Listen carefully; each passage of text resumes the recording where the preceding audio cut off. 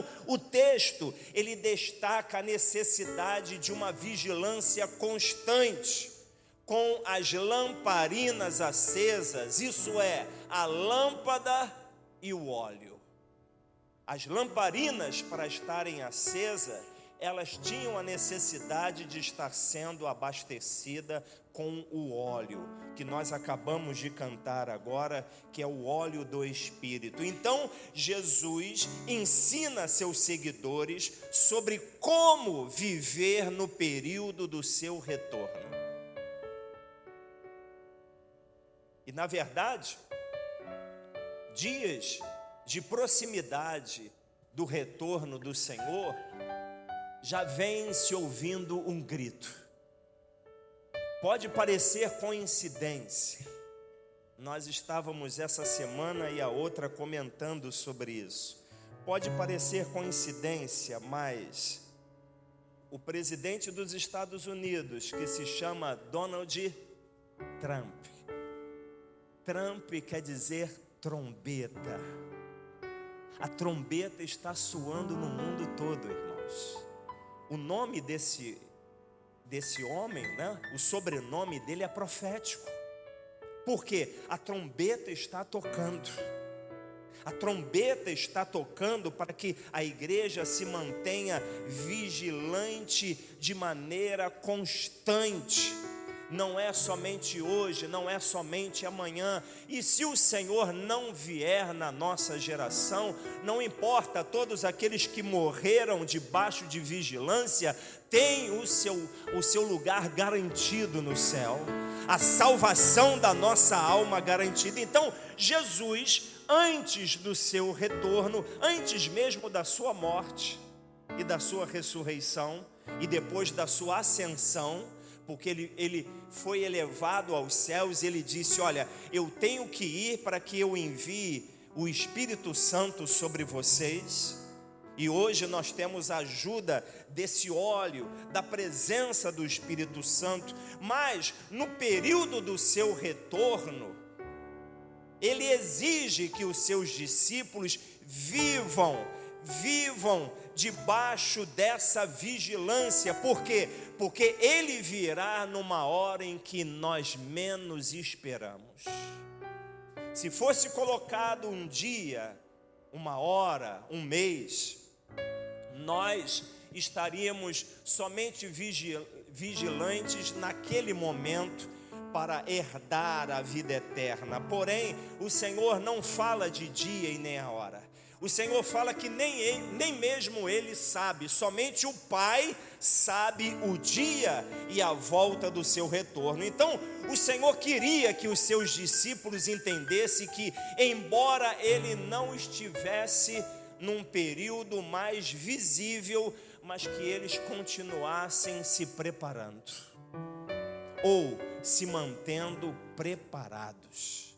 Então, queridos, o capítulo 12 fala primeiro de uma parábola sobre a tolice de um homem rico, que se encontra aqui no verso 13, multimídia.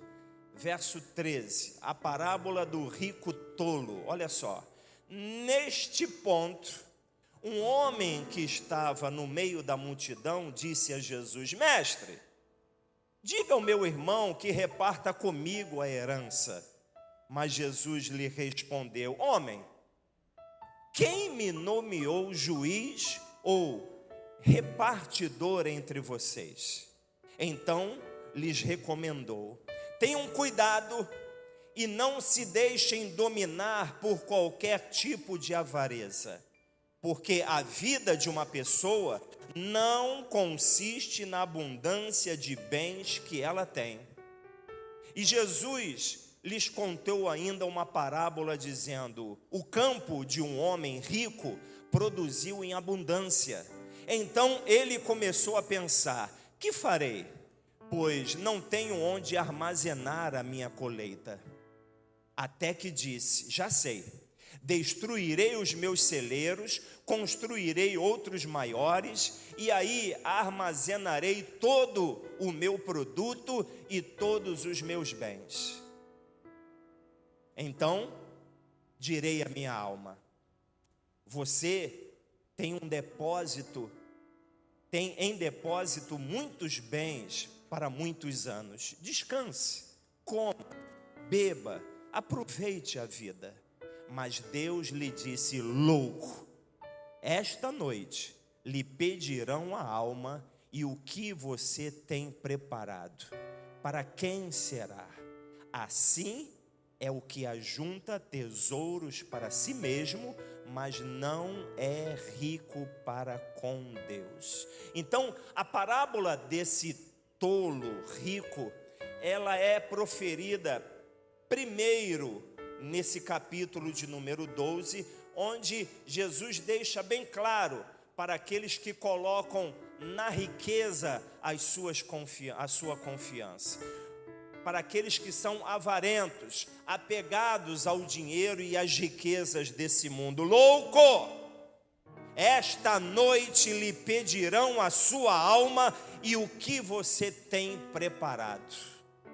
Então vejam, irmãos, enquanto o rico tolo coloca a sua confiança nas riquezas desse mundo, o servo vigilante, na segunda parábola, está com o seu coração apegado nas coisas do céu.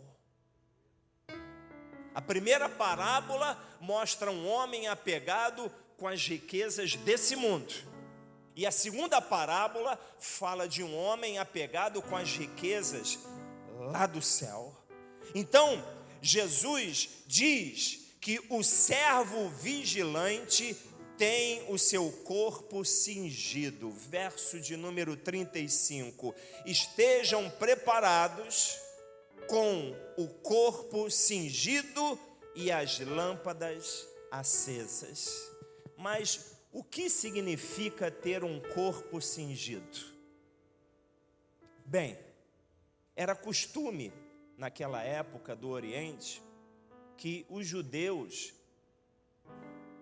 usavam roupas longas, talares, até o chão. O vestido que as mulheres usam. Minha esposa mesmo está usando um vestido abaixo do joelho. E assim eram os homens também nessa época. Mas esses vestidos, eles tinham um problema. E qual era? Eles dificultavam o movimento, principalmente os movimentos rápidos, uma ação rápida. Enfim, os judeus, então, para se locomover com mais facilidade, eles colocavam um cinto que mantinham as suas vestes acima do joelho. Assim, quando colocava as vestes acima do joelho, eles tinham agilidade para se locomover. Se eles quisessem correr, se eles quisessem agir de maneira rápida, eles precisavam colocar o cinturão da verdade e puxar as suas vestes acima do joelho. E nós sabemos muito bem que na volta do Senhor Jesus, nós precisamos estar prontos. Por quê? Porque a porta vai se abrir, mas ela também vai se fechar. E quem não estiver pronto e ser ágil, até mesmo de comprar antes o seu óleo, o seu azeite, o que vai acontecer? Quando chegar, a porta já estará fechada. Então, isso, quando os judeus levantavam as suas roupas, colocavam o seu cinto, isso também evitava de tropeços e liberava as pernas para movimentos rápidos e seguros. Isso é, Deus, quando pede algo, nós não podemos protelar, amigos. Se Deus está te pedindo alguma coisa, você não pode deixar para amanhã.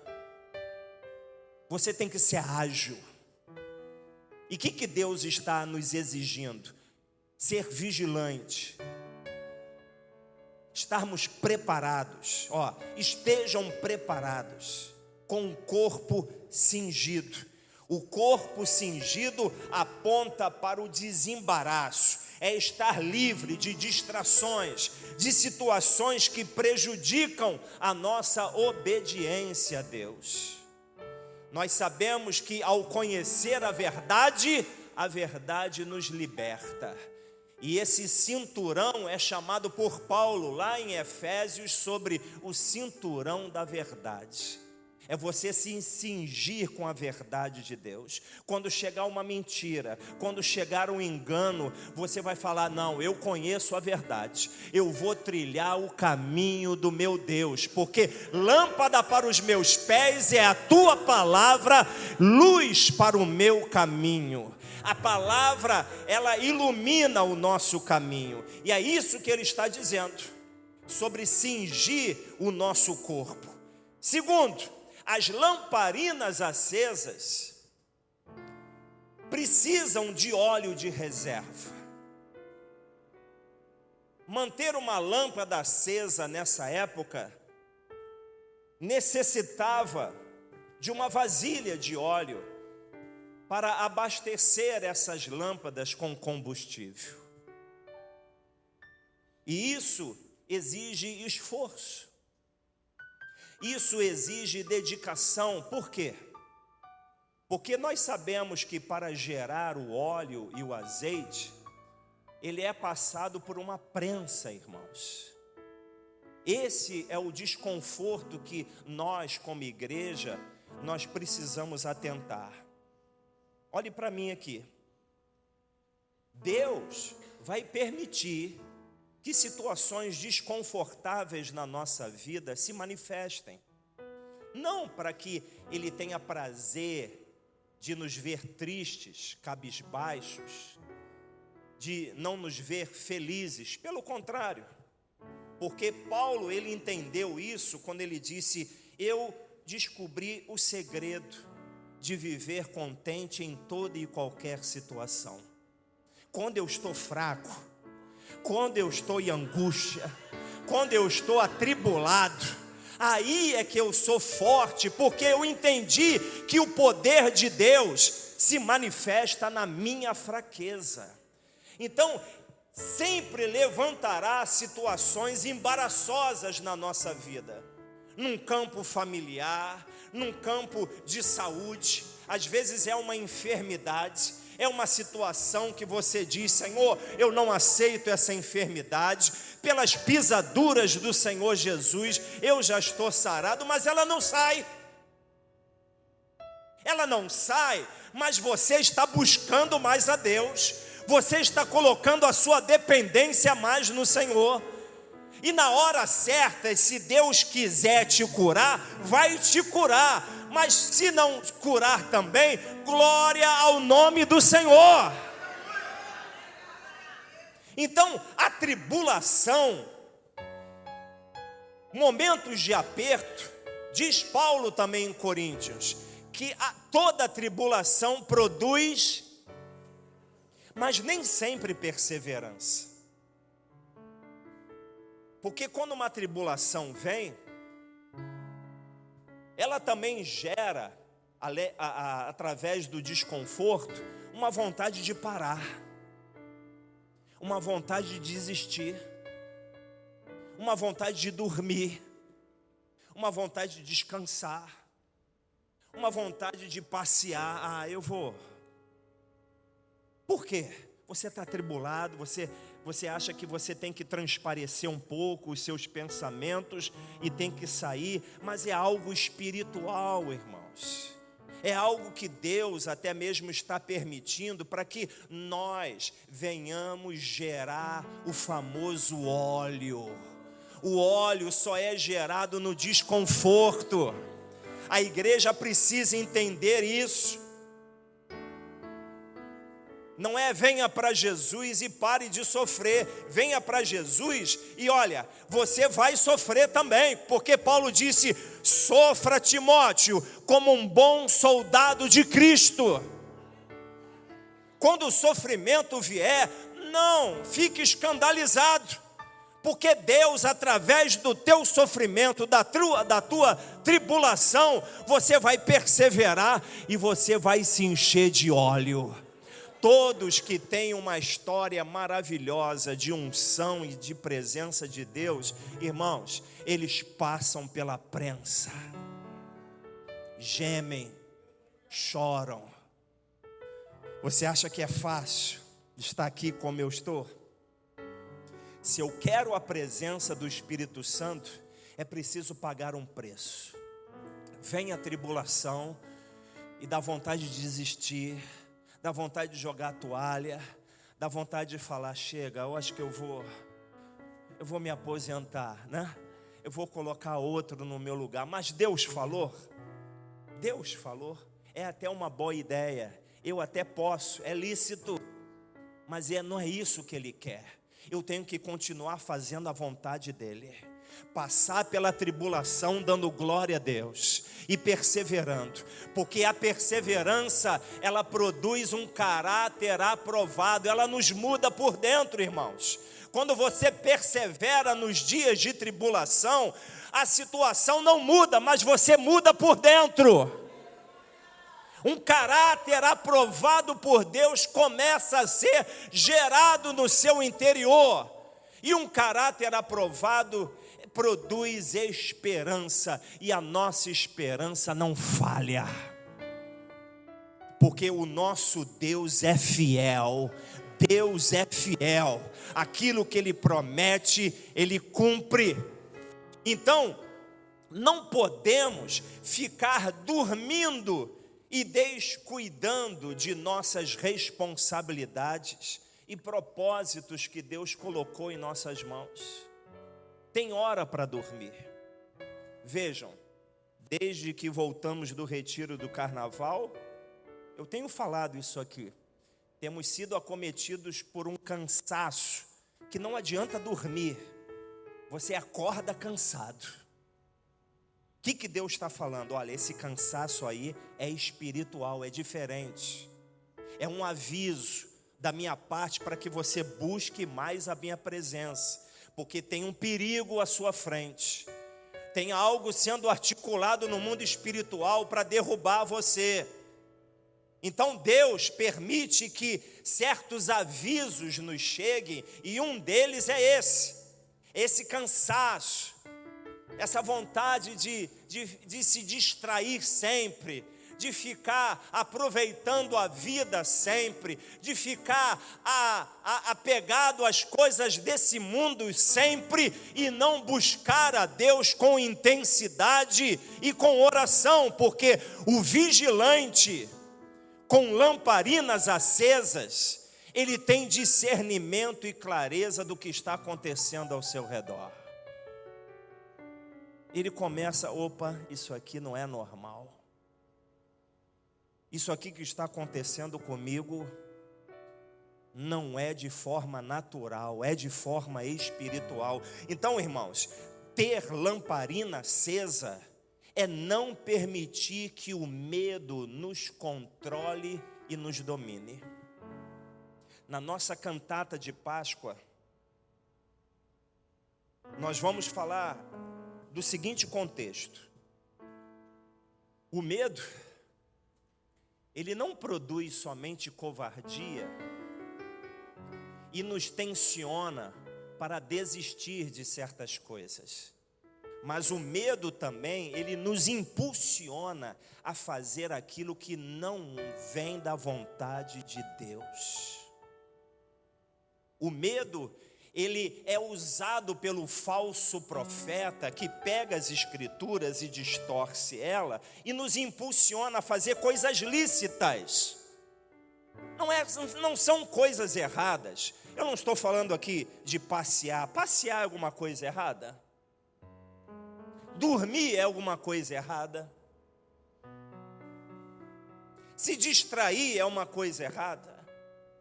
Se torna errado quando Deus, Ele está me chamando para uma intimidade maior com Ele. Por quê? Porque tem um perigo à minha frente. Tem uma armadilha na minha frente. E Deus, Ele está permitindo que certos incômodos aconteçam no meu interior, não para que eu fuja das tarefas espirituais, mas para que eu me envolva ainda mais e ganhe clareza. Lâmpada acesa, irmãos, ela clareia, ela ilumina, ela mostra aquilo que está escondido. Antes que a porta seja fechada, a lamparina acesa nos faz agir rapidamente na escuridão da meia-noite, porque quando o grito do mensageiro soar, eis o noivo, diz que esse grito ele vai ser proferido à meia-noite. Isso são dias de trevas, dias de escuridão. Por isso que nós precisamos das lâmpadas acesas. Portanto, ninguém fica preparado de uma hora para outra. Já percebeu isso? Fulano, vamos embora, a gente vai sair agora. Peraí, eu tenho que escovar o dente, pentear o cabelo. Eu vou sair assim dessa forma? Eu tenho que ver a roupa que eu vou colocar. Isso ninguém fica preparado de uma hora para outra.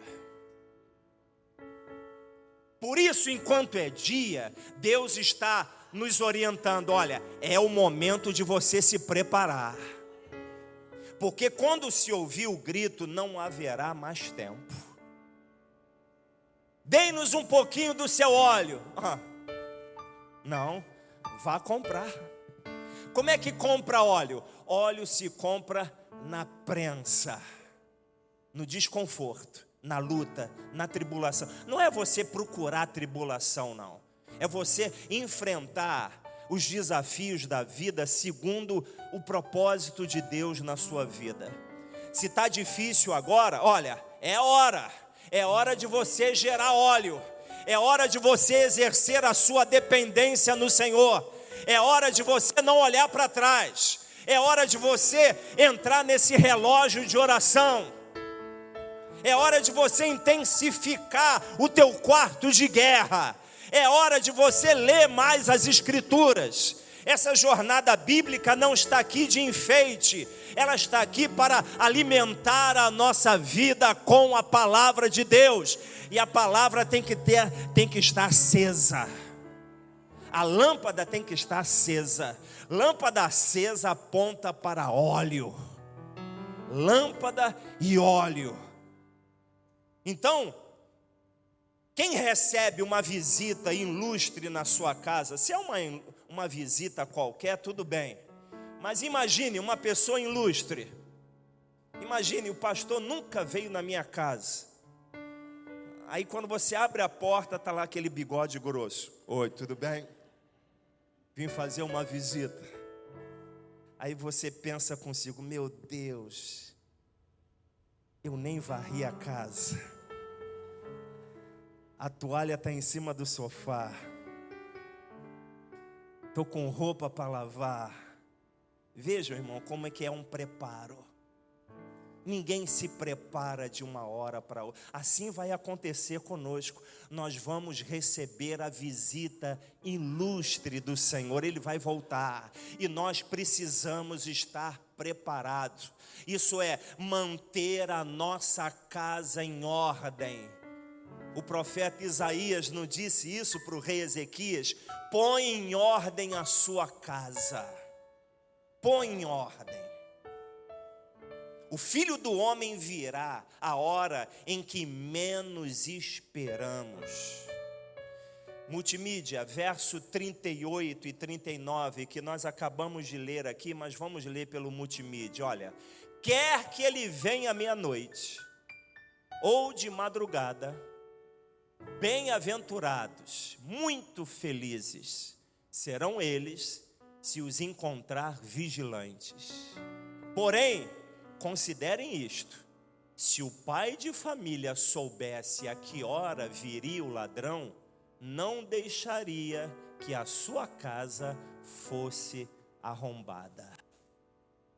Ele estaria de plantão, ele estaria vigilante. Então, irmãos, chegou o tempo em que não há mais tempo. A gente profetizava anos atrás dizendo, olha, vai chegar um tempo em que não haverá mais tempo. Eu confesso a vocês, o tempo chegou. Não há mais tempo para protelar. Não há mais tempo de você ainda se preparar. Você tem que estar pronto. Tem que estar preparado. Não pode deixar para comprar óleo para depois, porque a porta será fechada. Essa semana, na nossa reunião de oração, nós recebemos vários temas de alvos de oração, lá em Gênesis. O primeiro alvo, naquele capítulo em que Abraão intercede pelo seu sobrinho, que estava morando em Sodoma. Eu falei assim: Senhor, o que o Senhor quer que nós oremos? Vocês precisam orar no seguinte alvo: eu estou voltando. Eu estou voltando. Assim como o Senhor visitou aquela cidade, o Senhor também irá visitar esse mundo, irmãos. E Ele está voltando. E a necessidade de nós estarmos prontos. Porém, a nossa segunda reunião de oração foi mais trabalhosa. E aí já foi no capítulo da destruição de Sodoma e Gomorra. E eu fiz a exposição do texto e falei: Senhor, eu escrevi aqui o que o Senhor quer falar. Ele falou: não. Então está lá na Bíblia ainda, no capítulo, eu ainda não escrevi. Ele falou: também não está lá o que eu quero que você ore. Eu falei: e agora? E aí eu comecei a perguntar: é isso? É isso? É isso? Comecei a meditar no que o texto dizia sobre a destruição de Sodoma e Gomorra. Aí daqui a pouco eu falei o seguinte para Deus: Senhor, acabou o tempo? Ele falou: é isso. Vocês vão orar porque acabou o tempo. Olha o que o Espírito está dizendo à igreja, irmãos. Quem tem ouvidos, ouça. O tempo acabou. Não tem mais o que fazer, mais nada. Nós temos que estar preparados. Você já ouviu falar sobre os 10 mandamentos do carona? Quem já ouviu falar sobre os 10 mandamentos do carona? Ela levantou logo a mão porque ela dá muita carona, né? Mas tem muito a ver nesse contexto. Porque o primeiro mandamento do carona é: carona não tem direito a nada. Por mais que ajude no combustível, não tem direito de ditar ordem nenhuma. E a mesma coisa é a nossa salvação, amados. Nós somos salvos pela graça. Nós estamos na carona de Jesus. Não temos direito a nada. Somos salvos pela graça. A nossa ida para o céu é pela graça e por meio da graça de Deus. O segundo mandamento do carona: esteja limpo e limpe os pés quando entrar no carro. Verdade? Quem não estiver com mãos limpas e coração puro, não tem comunhão com Deus. Tem que estar todo dia se limpando, espiritualmente falando. Limpando as suas mãos, purificando o seu coração. Porque senão Deus, olha, não tem comunhão com Ele. Mas o terceiro mandamento é: não coma, nem beba ou deixe qualquer sujeira dentro do carro. É o terceiro mandamento do carona. Você está de carona, não tem esse negócio de abrir saco de biscoito dentro do carro dos outros e começa e os farelos caindo em tudo quanto é lugar. Você é carona, você está no carro dos outros, então guarda o biscoito quando você sair do carro. É biscoito ou bolacha? Né? Amendoim não tem farelo, né? Mas o dono do carro pode comer o amendoim. E se ele der o amendoim, ele está falando isso, que eu tenho amendoim dentro do meu carro, né? E quem entra, come amendoim junto comigo. Mas o quarto mandamento do carona: feche a porta com cuidado. Nada de bater a porta com violência. Pela graça de Deus, Jesus, Ele é a nossa porta. É Ele que vai fechar a porta. Ele é a porta das ovelhas. Então, tenha cuidado no seu relacionamento com Ele. Sexto mandamento. Sexto não, quinto, né? Quinto mandamento: não exija nada. Você está recebendo um favor e esteja pronto 30 minutos antes do combinado. Porque quem está dando carona fala: eu vou sair mais cedo. Aí sai mais cedo: eu não estou pronto. Imagina, Jesus volta hoje. Você ainda vai se aprontar? Tem que estar pronto antes. Então, esse mandamento é importante. Eu nunca falei isso aqui, eu estava vibrando. Eu falei: Senhor, eu tenho que falar isso mesmo? Fala. O sexto mandamento: é um erro grave não agradecer pela carona. A ingratidão é algo terrível, irmãos. A gratidão é motivo de louvor e adoração a Deus. Ele está conduzindo a nossa vida. Às vezes não da maneira como nós gostaríamos, mas Ele sabe o que é certo para mim e para você. Então, mesmo nos momentos desconfortáveis, né? Você acha o banco um pouco desconfortável, o carro não está funcionando, o ar-condicionado, não tem que falar nada. Você é carona.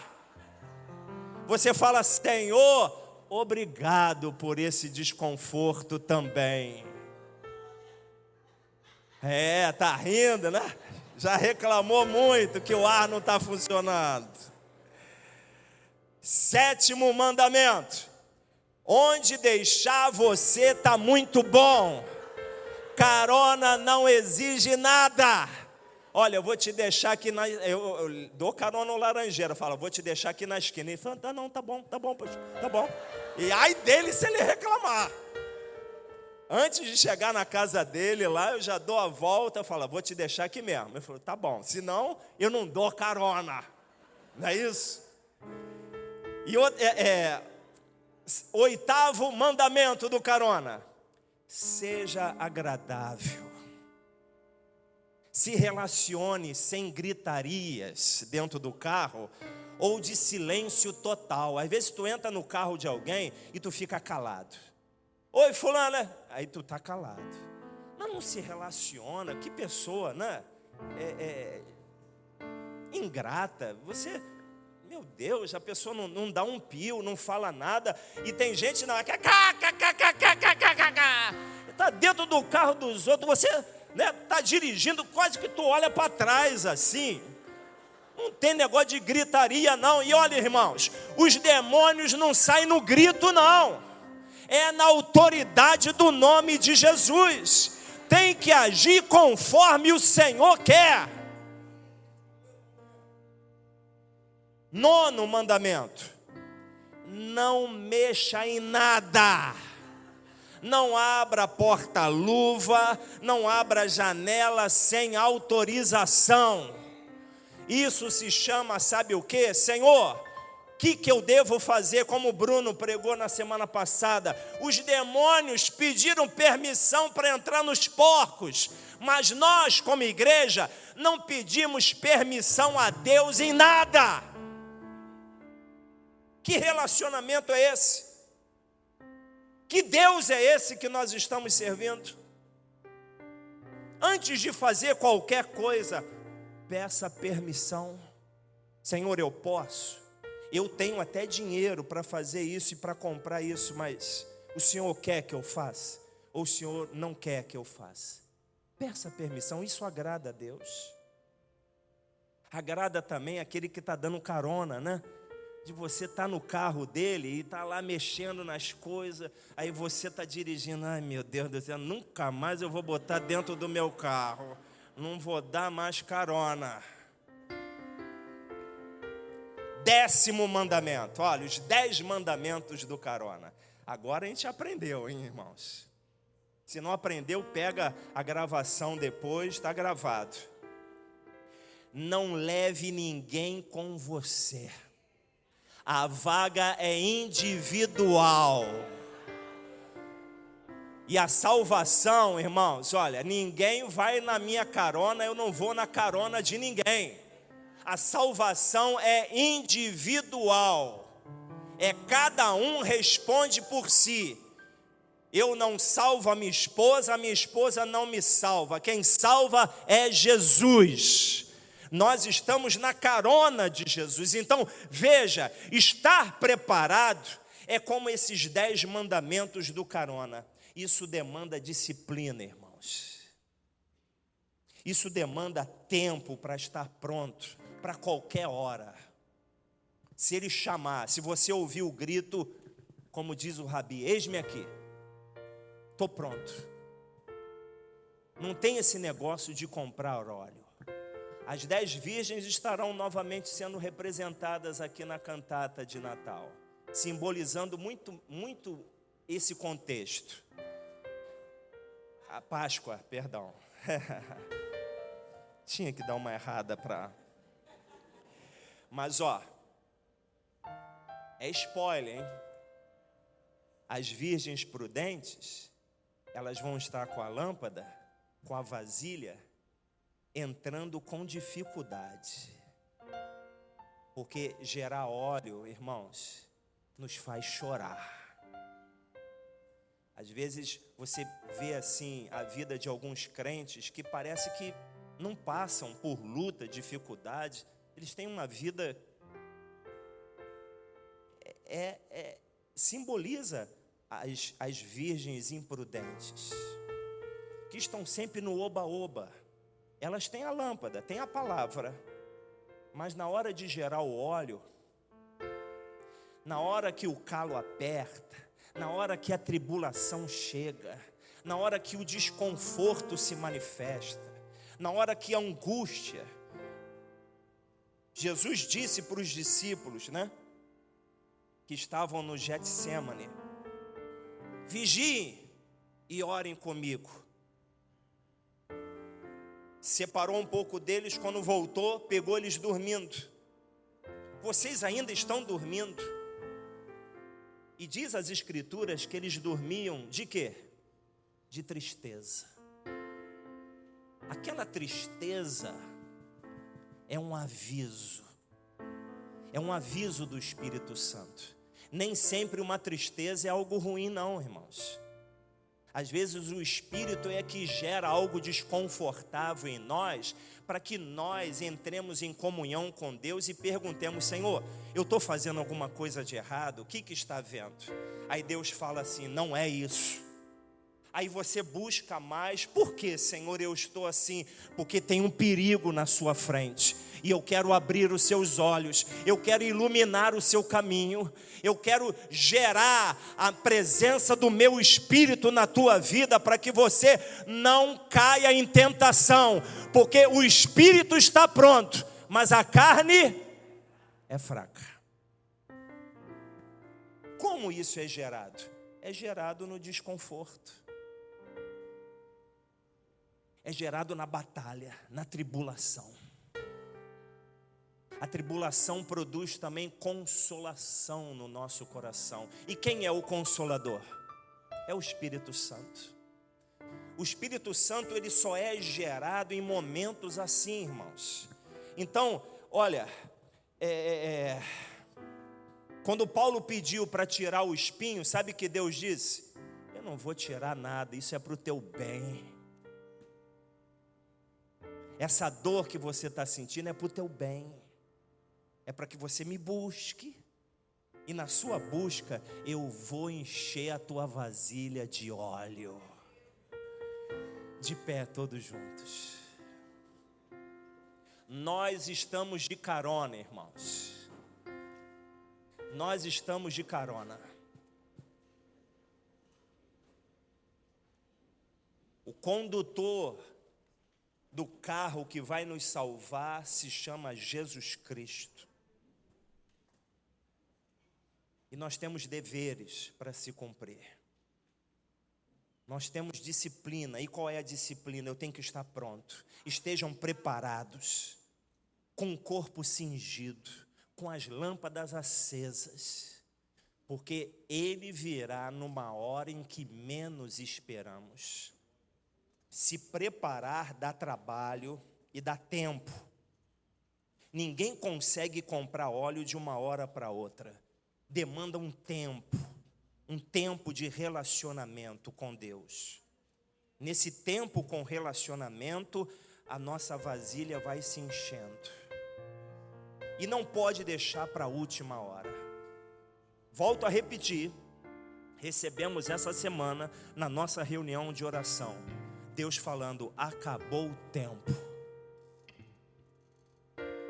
Então saia com essa palavra daqui, não é para que você fique triste, cabisbaixo, porque, irmãos, os sinais, o diácono Carlos está falando isso, as televisões, os noticiários estão pregando o Apocalipse, o fim está próximo, os noticiários estão anunciando. Então olha, levante a tua cabeça, se alegre, porque a tua redenção está próxima. Nós iremos para um lugar onde não haverá mais tristeza nem dor, não haverá mais luto, não haverá mais morte. Lá só haverá alegria. Então, Senhor, nos ajude, põe a mão no seu coração, nos ajude, Senhor, no momento da tribulação, no momento da batalha, Senhor.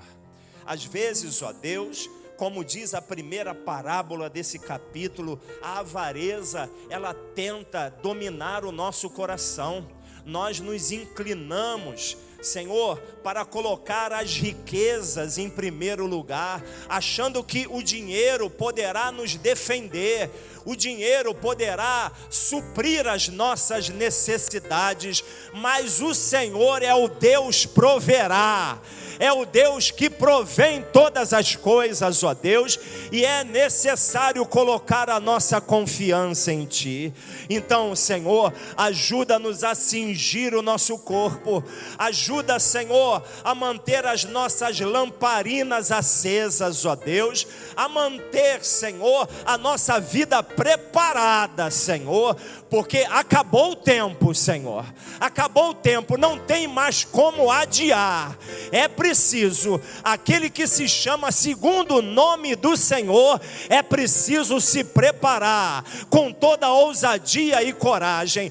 E vocês, demônios, que se levantam para trazer covardia, para trazer embaraço contra a nossa vida, que o Senhor te repreenda. Sai do nosso caminho, sai da nossa casa, sai da nossa vida. Toda armadilha está sendo desfeita nessa manhã, em o nome de Jesus. E vamos aplaudir o Senhor, vamos adorar. Minha alma engrandece ao Senhor, cante, meu espírito se alegra em Deus, meu Salvador, pois com poder tem feito grandes coisas, e com misericórdia demonstrado amor. Declare: santo, santo, santo, santo és, Senhor. Santo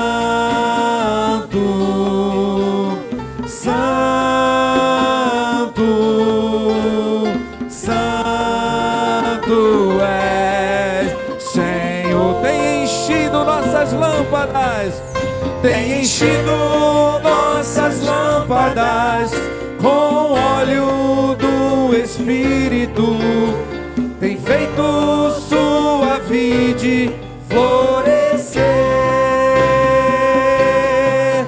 tem enchido nossas lâmpadas com óleo do Espírito, tem feito sua vide florescer. Eu quero ouvir a igreja. Ele é Santo. Santo. Eu quero ouvir eles.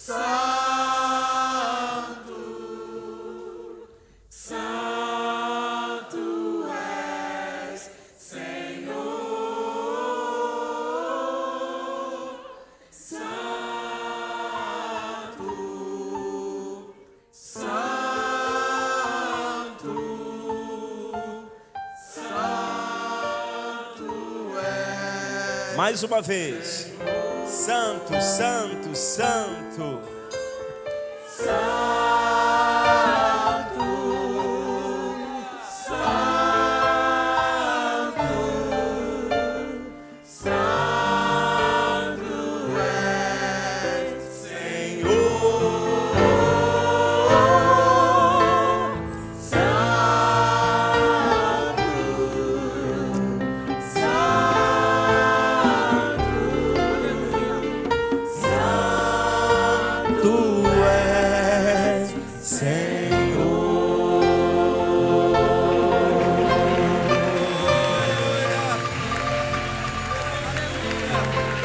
Santo, Senhor, Senhor.